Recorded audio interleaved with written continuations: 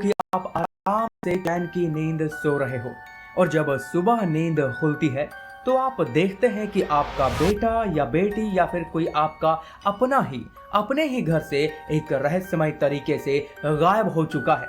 आपके और पुलिस के अब लाख तलाश करने के बावजूद भी वह नहीं मिल पाता और जब मिलता भी है तो वह आपके घर के एक पास के ही नाले में से बस उसकी चंद हड्डियां ही बरामद होती हैं, जो कि उस रहस्य का कभी पर्दाफाश नहीं हो पाता कि आखिरकार वह अपने ही घर से कैसे लापता हुआ और आखिरकार ये सब किसने किया।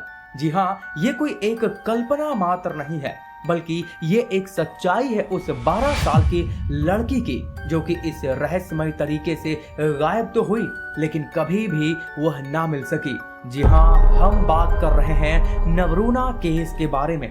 लेकिन अब आगे बढ़ने से पहले हर बार की तरह आप सभी का फिर से स्वागत है सीखो के एक और नए ऑफिशियल शो क्राइम डायरीज में। मुजफ्फरपुर बिहार की तंग गलियों में स्थित एक पुराना बंगला 18 सितंबर 2012 की रात में चक्रवर्ती परिवार के पुश्तैनी घर में एक अजीब सा सन्नाटा पसरा हुआ था।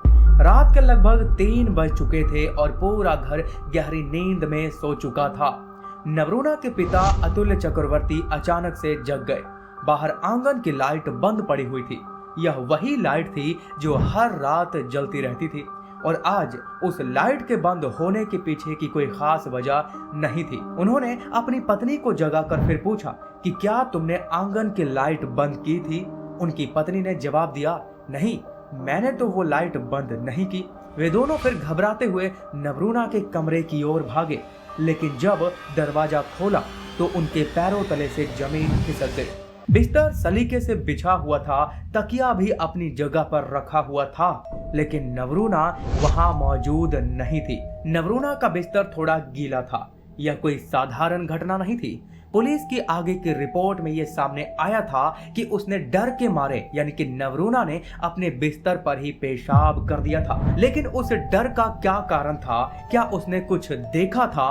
क्या कोई उस अंधेरे में रहस्य छिपा बैठा था जो कि उसे अपने साथ खींचकर हमेशा के लिए लेकर चला गया, जो कि इस रहस्य का पर्दाफाश आज तक नहीं हो पाया। उस घर की एक खिड़की जो सड़क की तरफ खुलती थी और उनमें से 3 ग्रिल टूटी हुई थी और वो तीनों ही ग्रिल्स बाहर की ओर मुड़ी हुई थी, जो कि ये साफ दिखा रही थी कि कोई बाहर से अंदर घुसा होगा। लेकिन पुलिस की नजरों में यह कोई बड़ी बात नहीं थी, बल्कि उन्होंने इसे बस एक प्रेम प्रसंग का मामला मानकर नजरअंदाज कर दिया था, जो कि ये बहुत ही बड़ी शर्म की बात थी, क्योंकि नवरूना सिर्फ उस समय 12 साल की थी, तो ये कैसे संभव हो सकता था। हालांकि काफी मिन्नतें करने के बाद पुलिस ने थोड़ी चुस्ती दिखाई, लेकिन काफी इन्वेस्टिगेशन करने के बाद भी कुछ भी हाथ ना लग सका।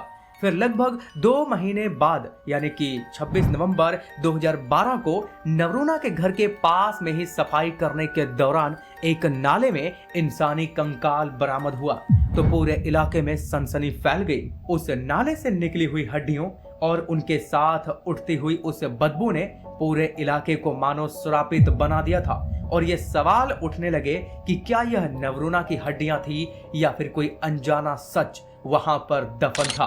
हालांकि ये संदेह तो था ही कि वो हड्डियां नवरूना की हो सकती हैं। इसीलिए फॉरेंसिक जांच हुई तो ये साफ हो गया कि वो हड्डियां असल में नवरूना की ही थी।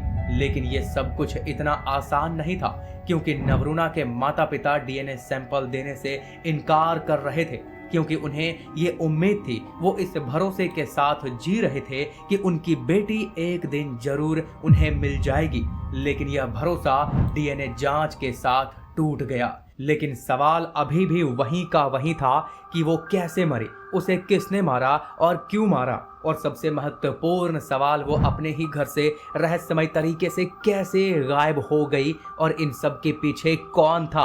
अब इन्हीं सभी सवालों के जवाब को ढूंढने के लिए ये केस सीबीआई को सौंप दिया गया। लेकिन सबसे हैरानी की बात यहाँ पर यह थी कि नवरूना के माता पिता ने कई बार ये जताया भी था कि इन सब के पीछे उन लैंड माफियाओं का हाथ हो सकता है, जो कि उनकी जमीन के पीछे पड़े हुए थे। दरअसल नवरूणा के माता पिता के पास खूब सारी प्रॉपर्टी थी और उनकी उसी प्रॉपर्टी पर कुछ लैंड माफियाओं की नजर थी और वे नहीं चाहते थे कि नवरूणा के पिता अपनी उन प्रॉपर्टी को किसी और डीलर को बेचे। इसी के चलते प्रॉपर्टी डीलर यानी कि उन लैंड माफियाओं और नवरूणा के पिता के बीच मनमुटाव चल रहे थे। इसीलिए उन्हें संदेह था और संदेह जताते हुए वो बात कही थी, जो कि पुलिस वालों ने शुरुआती दौर में इसे गंभीरता से लिया ही नहीं था। खैर सीबीआई ने अपनी तरफ से हर कोशिश की और कई लोगों को गिरफ्तार भी किया गया, लेकिन कोई ठोस सबूत ना मिलने के कारण उन्हें भी छोड़ना पड़ा। सीबीआई की हर कोशिश विफलता में बदलती चली गई और फाइनली 2020 में सीबीआई ने केस को बंद करने की घोषणा कर दी, जो कि ये नवरूणा के माता पिता के लिए सबसे बड़ा झटका साबित हुआ। उनकी बेटी का कातिल आज भी सरेआम घूम रहा होगा और उनके बूढ़े माँ बाप आज भी न्याय के लिए तरस रहे हैं। देखा जाए तो ये खौफनाक कहानी यहीं पर खत्म तो हो जाती है, लेकिन उन्हें न्याय अभी तक नहीं मिल पाया। बाकी आप क्या सोचते हैं इस केस के बारे में कि आखिरकार उसके साथ ये सब किसने और क्यों किया होगा? फीडबैक में जरूर बताएं। मेरा नाम है सुमित, फिर से मुलाकात होगी एक और ऐसी रहस्यमयी घटना के साथ।